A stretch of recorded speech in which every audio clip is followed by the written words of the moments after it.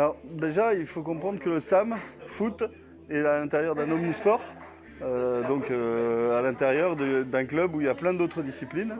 Et ce club a une particularité, c'est d'avoir un service qui est transverse à toutes les disciplines et qui s'occupe de proposer du sport à tous ceux qui peuvent en être éloignés. Et le CC Foot fait partie de ces personnes qui ne peuvent pas faire du sport comme vous et moi et que le service prend en charge, mais qu'on essaye de faire en sorte qu'ils soient complètement intégrés en inclusion dans le club et donc au sein même des infrastructures du SAM Foot. Voilà, donc aujourd'hui, pour nous, le SAM CC Foot, le SAM Foot, le SAM Omnisport, tout le monde est dans la même famille. Et donc c'est important que aussi le CC Foot ait sa journée et son moment fort. Et c'est surtout pour sensibiliser, à la base c'était pour sensibiliser les sportifs du SAM Foot, les sportifs et les non-sportifs de la ville de Mérignac et de faire connaître le CC Foot en Gironde.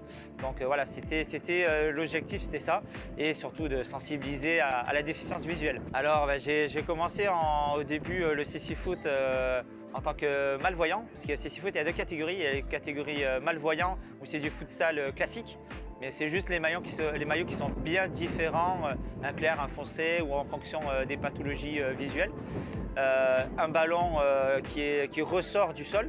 Donc voilà, ça c'est vraiment la catégorie malvoyant, donc il n'y a pas de masque et c'est un ballon de foot classique.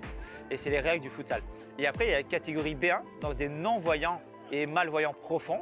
Donc aujourd'hui, le ballon il est sonore, il y a un masque sur les yeux pour permettre, parce que voilà, moi j'ai un petit reste visuel, donc pour occulter la vue. Et après, c'est tout un travail, comme tout sportif, on s'entraîne plusieurs fois par semaine. Et c'est un travail de longue haleine. Moi, personnellement, ça fait plus de 20 ans que je fais du CC Foot.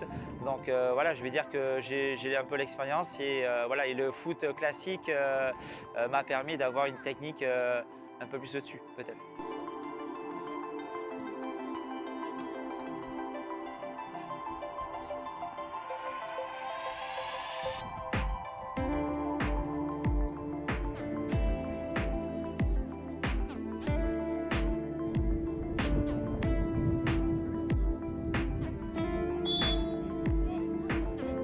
Tout à fait. Alors évidemment, la France, surtout depuis les derniers championnats d'Europe, est un pays d'élite par rapport au CC Foot et on leur souhaite le meilleur pour Paris 2024, évidemment. Dans notre club d'Anderlecht, il y a également des joueurs de l'équipe nationale. Et donc, oui, je pense que le niveau ici était vraiment très appréciable. Oui, il y a vraiment des différences fondamentales parce que l'essentiel en CC Foot, c'est la communication. Comme les joueurs ne voient pas, il faut compenser les informations visuelles qui sont lacunaires par des informations auditives. Et donc, il faut leur en donner suffisamment tout en leur laissant quand même une certaine autonomie de jeu. C'est parfois compliqué de trouver le juste milieu entre les deux. Mais en tout cas, ils ont besoin de guidage qui est fait d'une part par le coach de la partie centrale du terrain, mais surtout aussi par le guide derrière le goal et par le gardien qui coach aussi sa défense, en plus de devoir sauvegarder son but. Le gardien de but, lui, il est voyant.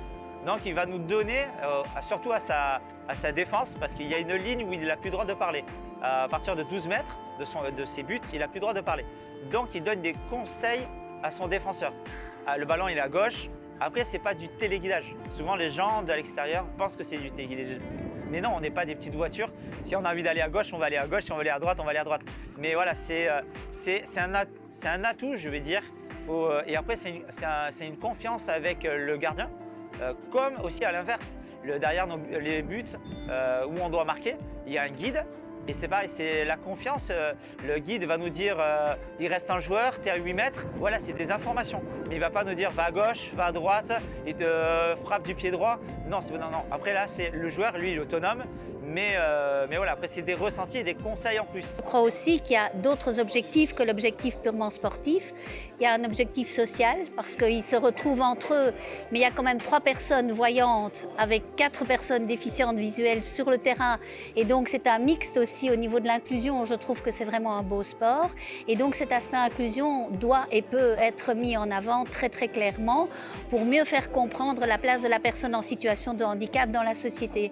C'est une manière de lutter aussi contre la sédentarité, contre le surpoids. Enfin voilà, il y a plein d'objectifs qui sont des objectifs de santé publique également. Mais l'objectif social, en tout cas, je crois que celui-là peut être franchement mis en exergue.